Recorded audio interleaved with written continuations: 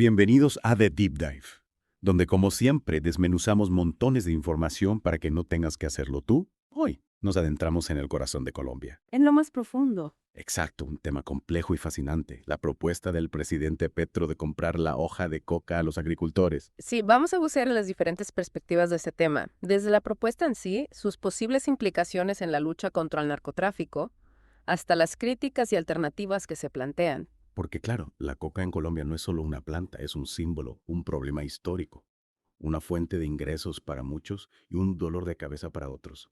¿Por dónde empezamos? Para entender la magnitud de la propuesta de Petro, hay que remontarse a la historia de Colombia y su compleja relación con la coca. Durante décadas, la producción de coca y su vínculo con el narcotráfico han marcado la realidad social, económica y política del país. Es un laberinto. Y Petro llega con esta propuesta que, seamos sinceros, ha generado olas. Quiere comprar la hoja de coca directamente a los campesinos.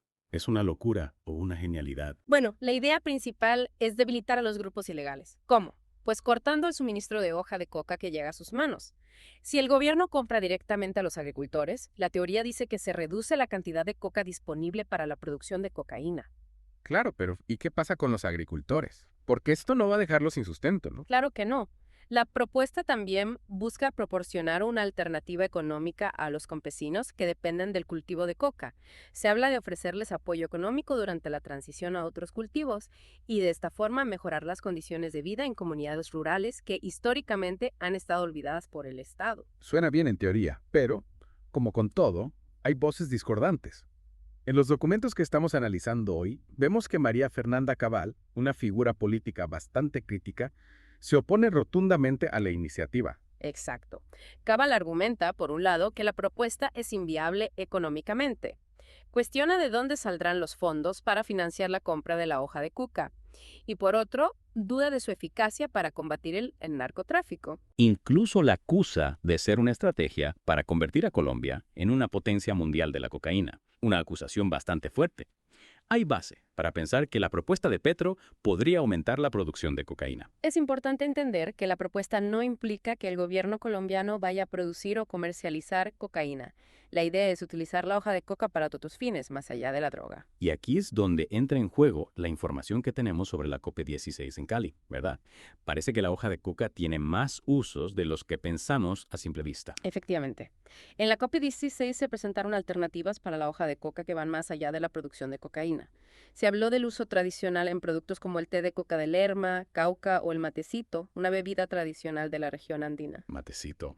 Suena interesante. ¿Qué es exactamente? Una infusión que se prepara con hojas de coca y que se consume tradicionalmente en países como Perú, Bolivia y Argentina.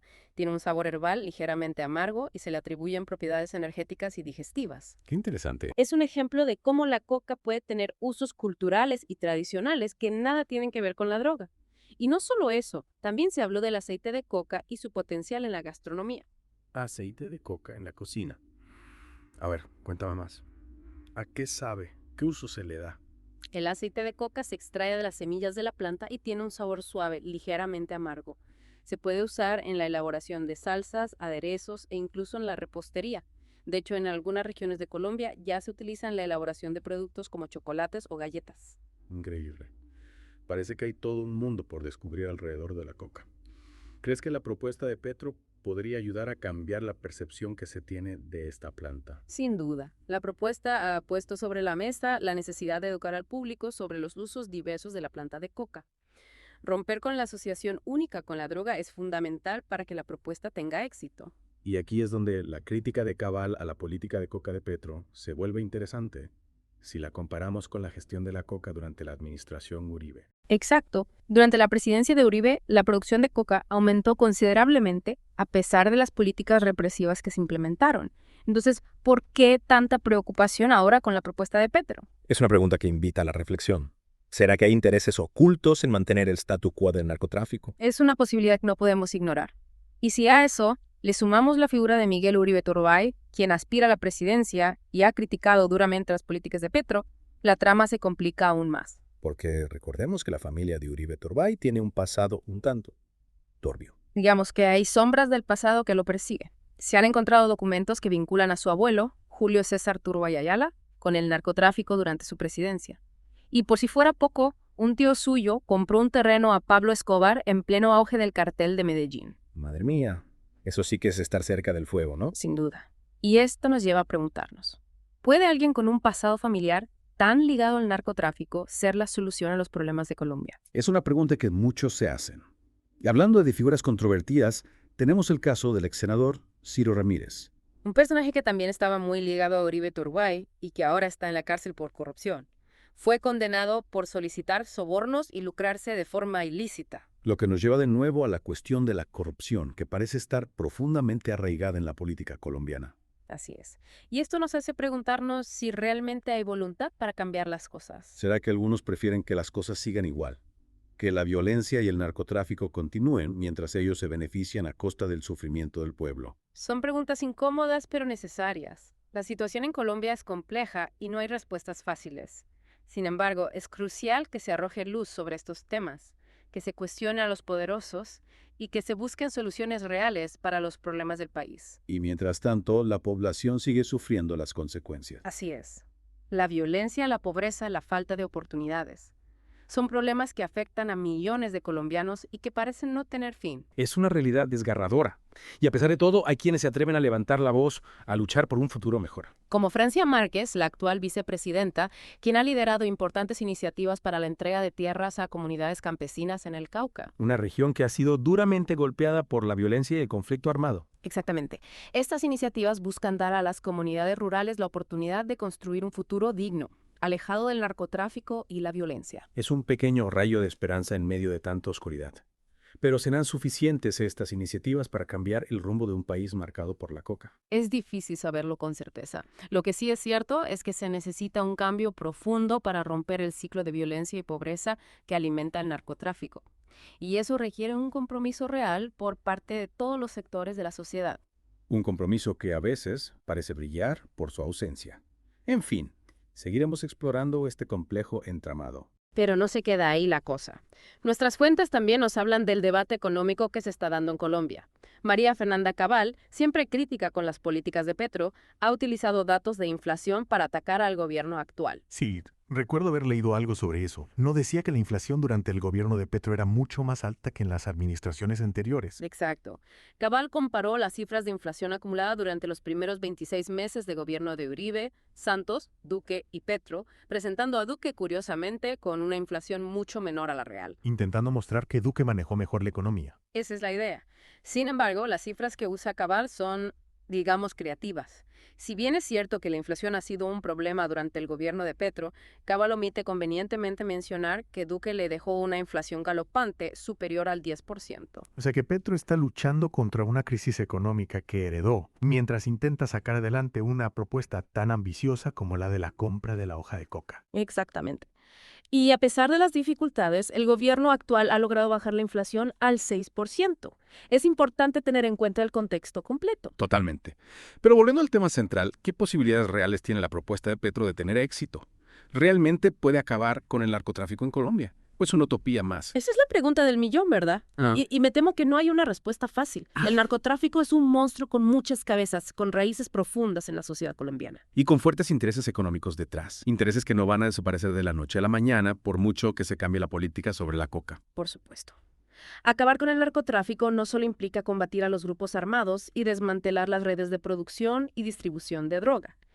También requiere ofrecer alternativas viables a las comunidades que dependen de la coca para sobrevivir. Y no solo alternativas económicas, sino también educativas, sociales. Y ahí es donde entra la importancia de las iniciativas como la entrega de tierras que mencionábamos antes, ¿verdad? Iniciativas que buscan dar una oportunidad real a las comunidades que han estado marginadas durante décadas. Exacto. Para que la propuesta de Petro tenga éxito, necesita ir acompañada de un plan integral que aborde las causas estructurales del narcotráfico.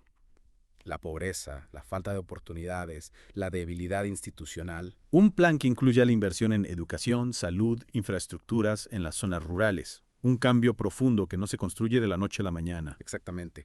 Se necesita un cambio profundo para romper el ciclo de violencia y pobreza que alimenta el narcotráfico. Y eso requiere un compromiso real por parte de todos los sectores de la sociedad, no solo del gobierno. Un compromiso que a veces parece diluirse entre intereses partidistas y luchas de poder. Y hablando de luchas de poder, hay una historia que me ha llamado mucho la atención. La de un senador que ha criticado duramente la propuesta de Petro, acusándolo de querer convertir a Colombia en una narcodictadura. Te refieres a Miguel Uribe Turbay. Exacto. Un personaje con un pasado familiar, digamos, bastante peculiar. Sobre todo para alguien que se erige en defensor de la ley y el orden. Por decirlo suavemente. Su abuelo, Julio César Turbay Ayala, fue señalado en documentos desclasificados del gobierno de Estados Unidos por presuntos vínculos con el narcotráfico durante su presidencia. Imagina la ironía. Increíble. Y este señor se atreve a dar lecciones de moral, a acusar a otros de convertir Colombia en una narcodictadura. Parece que la memoria histórica a veces es bastante selectiva. Pero aún hay más. Un tío suyo, Rodrigo José Uribe Chavarría, compró un terreno a Pablo Escobar en 1979 en pleno auge del cartel de Medellín. Pero un momento. El mayor narcotraficante de la historia y el tío de un senador que ahora se presenta como el Salvador de Colombia.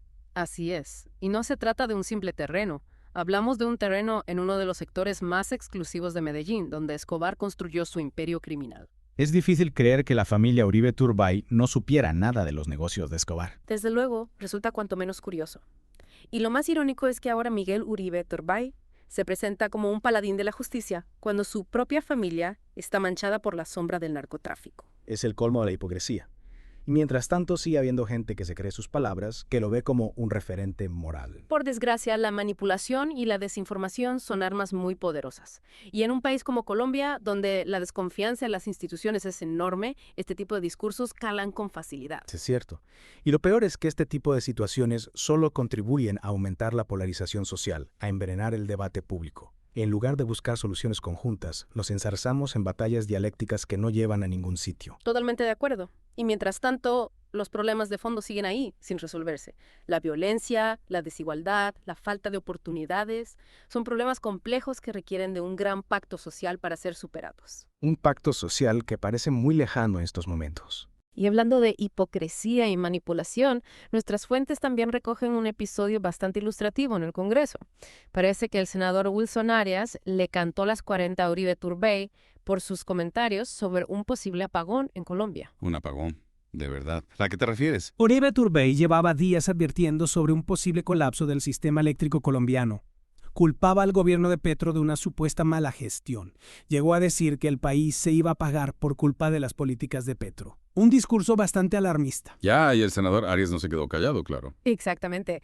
Arias le recordó a Uribe Turbay que no hace mucho había hecho comentarios similares sobre el aumento del salario mínimo, que eso tendría un efecto inflacionario devastador para la economía. Un clásico. Totalmente. Y que al final no fue para tanto.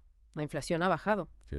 Pues Arias aprovechó la ocasión para denunciar lo que llama economistas de pacotilla al servicio de la oligarquía, que se dedican a difundir miedo e incertidumbre para desestabilizar al gobierno. Un discurso bastante directo.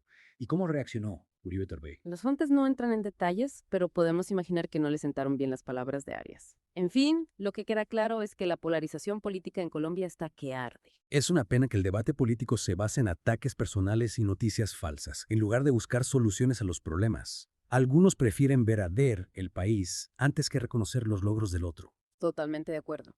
La situación en Colombia es compleja y requiere diálogo, pero para eso hace falta voluntad, y ahora mismo escasea. Es cierto.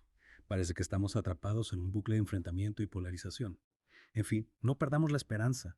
A pesar de todo, hay gente que sigue trabajando por un futuro mejor. Sin duda. Hay mucha gente honesta y comprometida luchando por un país más justo, y eso no lo podemos olvidar. Totalmente de acuerdo.